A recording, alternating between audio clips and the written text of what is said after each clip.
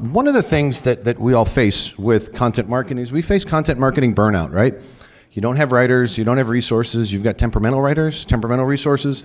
You've got to keep stuff fresh. Oh, Jimmy, we need new content. I need 64 pieces by the end of the week. What have you got for me? You guys have faced that. I face it when clients call and say, Steve, what can you pull together for us? Well, thankfully, we've got a team of 20 writers, so we can get you 64 pieces of content by the end of the week. But not everybody has those resources at their disposal.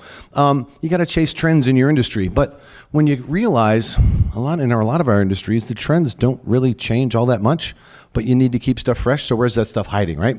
And then my technology changes. I get a new platform. I've got a new this. I've got a new that. Content marketing platform of the week, who can create content, who's got a social content marketing platform this week, and things like that. And then my subject matter experts internally. So you ask yourself the question, am I trying to create content just for content's sake? And the other thing that I see a lot is I see a lot of people on the web content side of things. We have to create content. We have to keep the site fresh. Everybody wants a fresh website. And we need to get our third parties happy, right? We need to distribute content. We need to do our content marketing. But then our marketing automation suffers. We don't connect the two dots. We've got some of our marketing automation streams on the back end of this thing that sort of catch whatever happens on the web content side. So where sustainable content marketing tries to insert itself into this is to tie that all together into sustainable marketing, content marketing campaigns. All right, me. You guys didn't need to hear about me. I've only got 15 minutes. You can ask me about it later over a beer. Deal? All right. Now that I'm assuming we're friends, I've got to make some assumptions here. One, you have some content. Two, you need fresh content. You want traffic, you want leads, you want all of the other things that every digital marketer on the planet wants. Money.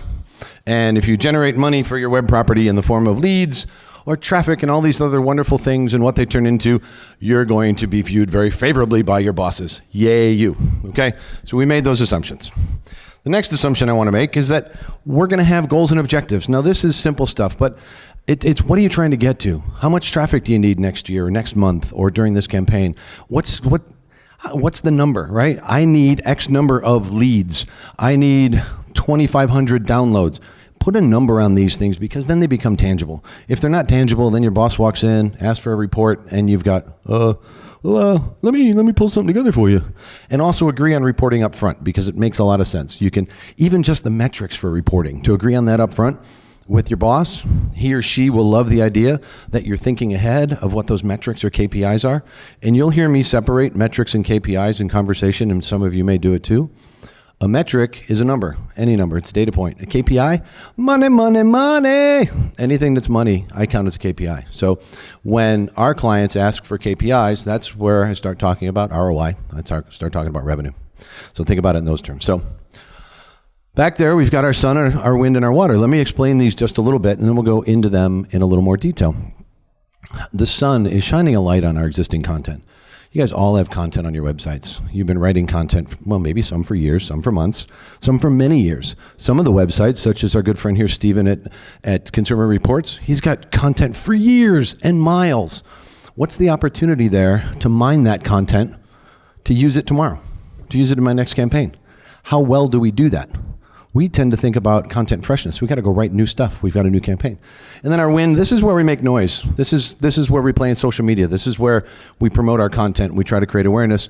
And water in this context is pulling all of that through, all of that noise we've made and all that engagement we've created with our content. That's driving people through funnels on our website. That's getting people further engaged and moving them down that marketing funnel. All right. Back into the sunshine. I'm going to go ahead and skip ahead for sake of time. Our unlocking energy from the sun. We've got three things we have to do here. We need to harvest our content. We need to inventory our content. There's a couple ways you can do this to inventory your content. It's generally pretty manual. If you've got a site, some of the platforms, if you've got categories and tags, you can certainly filter by category and tag, get an index of all that content. What we like to do is track the URL, the title, the keywords we focused on, the date it was published, and we drop it in a spreadsheet. And now I have it. Now I have a category of content. I can then use that inventory. I can plug it into BrightEdge. I can use DataCube to check my keywords to see if there's any fresh keywords I'm looking at, right? I can then build out a keyword list for this campaign. So I'm going to borrow from you for a moment if I can talk about best washing machines. For Consumer Reports does a lot of this stuff, or best home theater systems. That's probably more. Washing machines? Okay, we'll stick to washing machines. So you want to go inventory all the stuff you've written on washing machines. Maybe you have a category on your website. Maybe you don't. You need to pull this stuff together. You need to harvest this, figure out what's there, how much you have. Because in there are the nuggets that you can use in the rest of the program. And then from there, you've got this inventory of your content.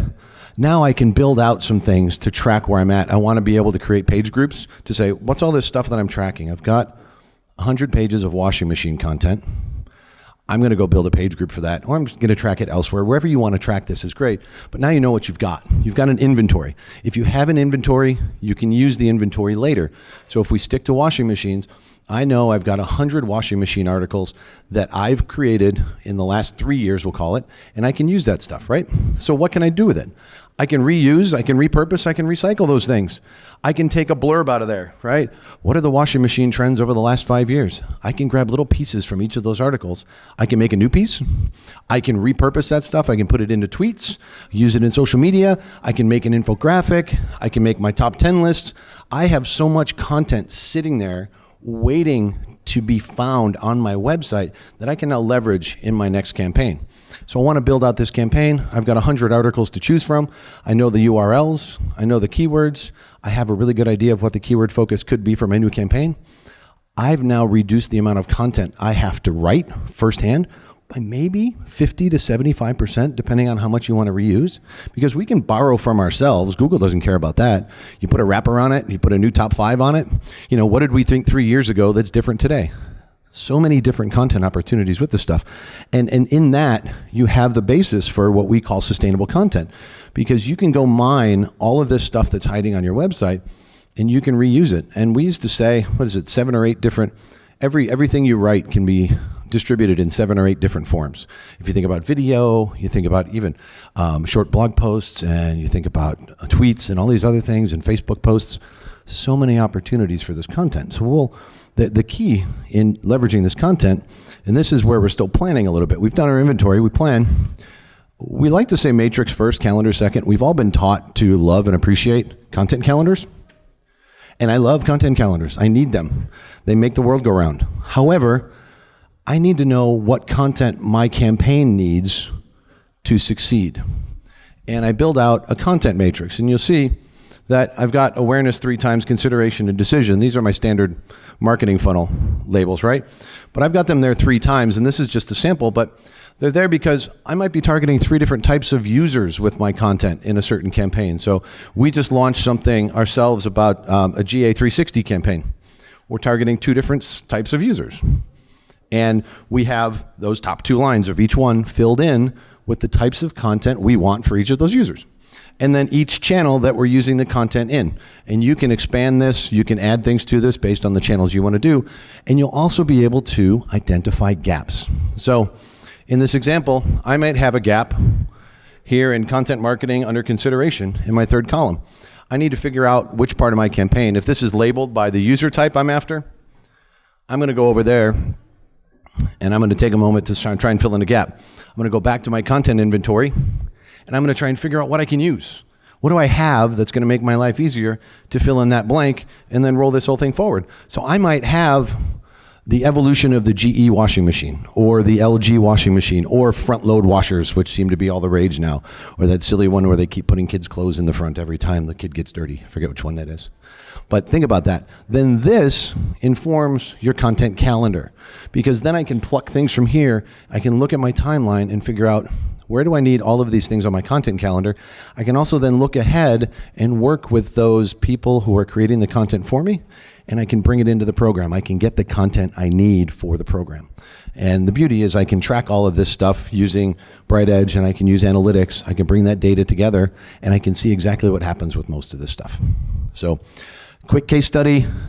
Yes, we're winning. I'm not going to stop on case studies because we don't have a lot of time, but take a look. We had a great content marketing program where we repurposed a ton of content for a client. Huge results in terms of what we're able to do. And that's sort of the first part, the sun, just mining their content, leveraging what they did.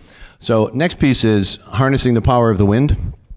And this piece is really our social media add-on. What are we doing in social media to benefit the content we've created? And again, we talk about the pieces of this in terms of marketing. Are the web copywriters tied to the social media folks? Are they sharing a campaign? Sometimes yes, often no, is what we find. And just a few simple tie-ins between our web content people and our social media people will get this flowing. And it's not going to be all of the social media folks' jobs. It's just simply tied to the calendar. You get together with them, you make sense of these things, and they start going, oh, I can promote that. We'll do that on Tuesdays and Thursdays, and we'll do the other stuff. And it starts working because then you have your campaign tied into their campaign, right? Let's go into this a little bit further. So when I say this is more than hot air here, it's that social media in this context should be part of your overall plan. If you start at the beginning and say, this is my campaign, I want to drive traffic, awareness, and if I'm selling washing machines, if I'm bestbuy.com, I want to sell more washing machines. So from the start of this all the way through the end of it, I want to have the content aligned that's going to engage with my target audience. And if I can align that from the content I've mined and the content I'm creating and putting into this campaign, along with the social media messaging, I'm going to be doing pretty good. The other things that tie into this are influencer campaigns. Who's out there that knows the most about washing machines? Consumer Reports, but we won't tell. They know a lot. But if I wanted an influencer, they don't take money for these sorts of things, I don't believe. So I can't get them as an influencer. But who else rates and reviews and writes about washing machines? Maybe an influential blogger. Maybe there's an engineer somewhere that knows these things. Reach out to these influencers. We'll get there a little bit too. And then sponsored content. Why not promote some of this stuff and make some noise with it? Put a budget behind great content pieces just to increase the number of impressions. How many people can I get to see this content? What are my goals of my campaign again? What is my budget? Tie this thing together and promote that content. If we promote the content, we've created awareness. It's the wind beneath my wings there. So let's think about those things. So the social media thing, I'm not going to tell you how to post in social media today. That would be a waste of all of our time. But what I will talk about is influencers. We have, and probably the most important thing to think about here are the influencer networks that pop up. There's technology to identify influencers. We use a platform to identify influencers. We get niches. I get reports. I actually have a report here on the next page. He's taking a picture, so I can't move. Freeze. But you also have influencer agencies, people that rep stars and other influencers.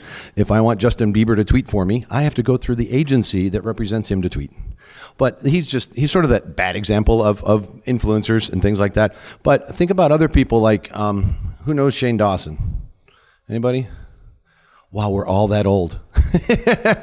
What about, I never say this right, PewDiePie. Anybody? Oh, I got a couple in the back. Nice. #1 in the world on YouTube right now. Like the most YouTube video views on the planet. The guy is printing Benjamins. He's an influencer. He reps products in his videos like you wouldn't believe, and people pay him a lot of money for it. Now, you don't need him either for some of your products, but if you think about who's an influencer in your space, these are the kind of people that you can work with. And they're the types of people that will create, it's a little bit of an ad for you on YouTube. It's great stuff. Those are the influencers. You can use the technology or the influencer networks to go out and find these people. And as an example, is this the right one? I hope so. This is something we got from one of our influencer platforms that told us the channel that they lived in, the URLs, and sort of what the reach was for some websites that we were looking at different content campaigns for the fall. It's a little dated now because Halloween's past us and some others, but you can see here what some of these influencer technologies are providing. You can use this stuff to build out some of your social campaigns and make sense of that stuff. And then the sponsored stuff, I think if you're not dabbling in promoting your content and sponsored content, be it LinkedIn if you're in the B2B space, or if it's Facebook and some of the other areas, to start targeting your content, go out there, spend a few bucks, test this thing out. The thing is, your metrics have to be different, right? We've all done paid search in the past, Google AdWords, and it's all lower funnel stuff. And we get held to a high standard of conversion when we buy that traffic. Social advertising changes the game because it blurs the funnel a little bit. So it's higher up, it's closer to display than it is to search. So you got to change the metrics or change the expectation of what that traffic's going to do for you. So make sure you do that up front, because what'll happen is if you provided reports from AdWords and Yahoo and Bing historically, and you go spend money in social media, you're going to get a funny look from the boss when you spent the same amount of money and don't have the same amount of return. in social media. You get weird looks, don't you? Who's gotten that look? Yeah, there's a few people. I've seen the look. All right, case study in retail. We're going to skip right through this, but pretty significant gains, 138 year over year and 88 year to date in mining their content and repurposing content. The clock doesn't work. Tick, tick, tick, tick, tick. How am I? All right. How's everybody doing out there so far? We doing all right? All right. Woo. 4 minutes. I'll get done. So funny thing is that this has been a 40 to 60 minute presentation, and I failed to pare it down. So I'm sort of like, oh, what I gotta cut out on the fly. But it all works. You're getting a fair amount of content. What you're missing is the Steve rambling and the storytelling. But a couple of pints in, watching the baseball game later, you'll get a lot of Steve storytelling. So come on over. All right. I'll get back to it. All right. Water, or really our marketing automation, brings this all together. I've added one more assumption here, that our sun and our wind are working in great harmony to create all of this energy from our content. And what the water is in this case, and sort of a funny little leap of faith in the example I want you to make, or I want you to take, is that the water is going to collect all that energy and convert it into leads and revenue for us, right? That's the water running down. So what we want to be able to do is leverage the water and build our workflows out. So we grab all these opportunities. We can do this stuff on the marketing automation side. So what's the trade-off, right? If we have a piece of content up, we give it download. Top 10 ways you can use your washing machine that you never thought of. What do you want for that? You want to give it away for free? Or do you want to get an email address? I want to get an email address, right? It creates a relationship. And then I want to use that email address in my marketing automation to nurture you and share trust with you. If I can make this a relevant conversation to you, you've shown interest in my content, whether it's content for engineers or content for homemakers, it doesn't matter. You've shown interest in my content. To share that trust, I want to get that email address. That's the first thing I need in marketing automation. Then we can start doing some other cool stuff, right? This is where we can start doing progressive profiling. We can ask you additional questions. We can build some things out. We're going to follow up on our workflows with relevant content. This is, again, where our content inventory comes into play. I've got 100 articles that I've inventoried.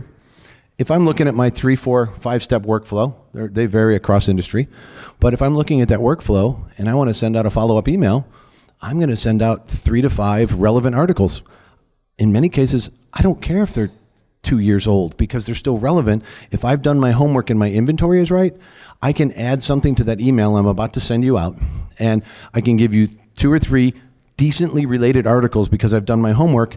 I have now increased engagement between you and I, and hopefully trust. And this aligns the whole campaign. So if I think about this, I've built the content, put it on my website.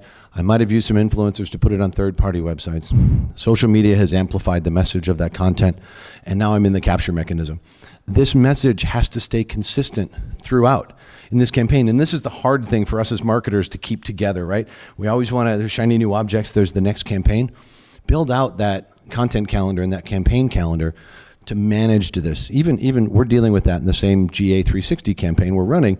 Is our marketing manager just found a shiny object and says, I want to go do this. And I said, what are we supposed to do here? But I want to. I said, well, let's hold off a minute. What was our plan? What was sales and marketing going to do in this situation? So think about that and put this stuff in there. The other thing to consider is in your funnel, what do you need and where, right? We've got, and you can, this is just a different version of the funnel. I think this is actually HubSpot's version of it, but different content for each level of this. But then what are your audience types doing? What are your personas doing at each level? How are you engaging with them as you walk through this thing? And it's the idea of fostering, again, that same engagement you had with these people, taking them from start to finish, all the way through, understanding your audience. Do your homework. You all have done some of this homework before to find out who buys, how old they are, 60 years old plus buying chocolates, right? So we can do that. You know who that is. If they trade information with me, I can do follow-ups. I can then do advocacy marketing too to these people. I can make them brand advocates. They become my influencers. If they're good at this, they're going to tell 2 friends and so on and so on. And now I've created this sustainable system. So when I wrap this all together, where we started burnt out. And what we've done is we've created a bit of a content ecosystem where I'm looking at this holistically. I'm looking at this thing end to end, and I'm taking a step back from my day-to-day of I need to create content for the web. or I need to generate 2,500 new leads, right? And what am I doing? I've now reduced my resource needs. I've also relieved some of the pressure because now I know where my content is hiding on my website, and I can use it for all of my campaigns. Now, if you get a brand new product and a brand new niche, not much we can do about that. You're gonna have to go build that content. But you now have a plan. You can use a content matrix, you can use a calendar and put that together with your marketing plan. All the tools in the world are wonderful. The stuff that BrightEdge announced today with content and some of the other things, and even the tools that were available before today are great for making this stuff happen. But none of this stuff happens without a thoughtful plan. You guys have the content on your websites. You have the campaigns in mind that you want to run. Go back, steal that content, tie it all together from front to back, and your campaigns will elevate. I guarantee your campaigns will elevate if you can see this through end to end. I'm going to wrap it up with that. I will ask you though, the Amazon Echoes aren't here, but stop by our booth. Don't click on this, but stop by our booth. We're giving away, and you can talk to some of the technical folks, and I'll be around for a little while too. An Oculus Rift with an Xbox, right? Xbox, PS4, PS9, and another Xbox. So stop by, say hi, give us your info, and we're gonna give a couple of those things away. And with that, I say thank you very much for your attention and your time.